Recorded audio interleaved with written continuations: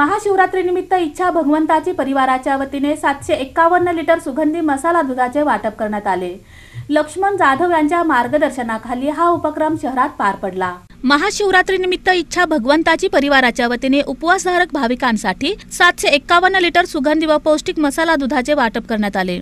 परिवाराचे संस्थापक लक्ष्मण जाधव यांच्या मार्गदर्शनाखाली रेल्वे स्थानकासमोर तसेच शहरातील विविध ठिकाणी हा उपक्रम पार पडला। प्रभाग क्रमांक 22 चे भाजप नगरसेवक किसन जाधव यांनी महाशिवरात्रीचे धार्मिक महत्त्व सांगत शिवभक्तांची सेवा हीच खरी समाजसेवा असल्याचे नमूद केले। तमाम देशभर नव्हे तर तमाम जगामध्ये आज महादेवाची आराधना तमाम भक्तगण करीत असतात। आजच्या दिवसाचा दिनविशेष म्हणजे महादेव आणि पार्वतीचा विवाहाचा हा दिवस आहे। महादेवाच्या चरणी लीन होऊन भक्तगण साजरा करीत असतात। त्याचाच एक भाग म्हणून गेली 40 वर्ष झालं इच्छा भगवंताचे बहुउद्देशीय सामाजिक संस्थेच्या वतीनं इच्छा भगवंताचे बहुउद्देशीय सामाजिक संस्थेचे संस्थापक माझे पिताश्री आदरणीय लक्ष्मण मामा जाधव आणि आमचे मार्गदर्शक नगरसेवक नागेशांना गायकवाड, अनिलदादा जाधव आणि इच्छा भगवंताचे परिवारातील सर्व सभासद सहकार्याच्या माध्यमातून गेली 40 वर्ष झाला हा उपक्रम या ठिकाणी सुरू आहे।